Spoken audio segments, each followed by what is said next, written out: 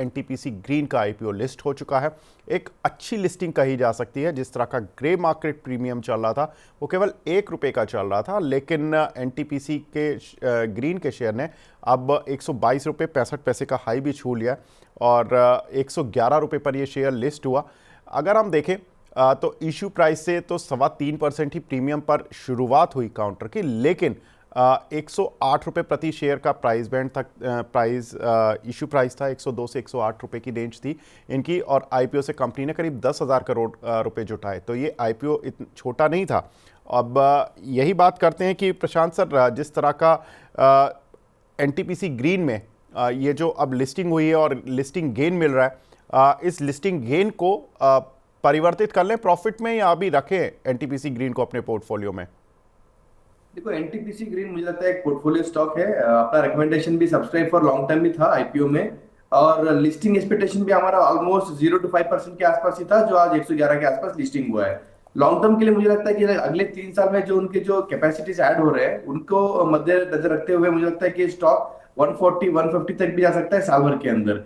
ये उतना successful IPO क्यों नहीं रहा इन टर्म्स ऑफ सब्सक्राइबर्स? लोग डर रहे थे कि मतलब ये बड़ा आईपीओ है, बड़े आईपीओ का हमेशा हिस्ट्री देखा है हमने कि उतना कुछ खास धमाके देते नहीं है, बट ग्रीन एनर्जी बहुत स्ट्रांग था। मुझे लगता है कि लोगों ने वेट किया कि ये लिस्टिंग पे अगर फ्लैट होता है तो यहाँ पे जमकर हम लोग खरीदारी करेंगे।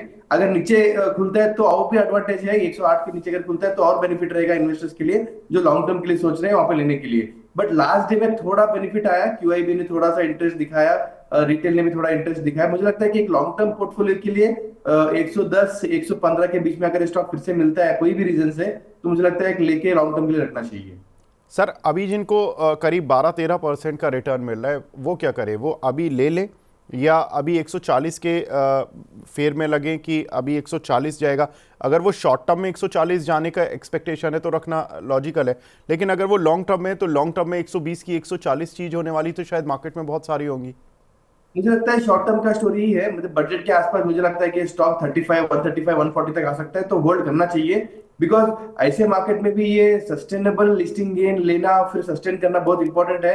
पेरेंट बहुत स्ट्रांग है, सेक्टर बहुत इंटरेस्टेड है, मुझे लगता है कि होल्ड करना चाहिए। ये आसपास यहाँ पे आज बेच के फिर उसको फिर नुकसान लेना नहीं चाहिए, बिकॉज मुझे लगता है कि बहुत फास्ट ग्रोथ आएगा।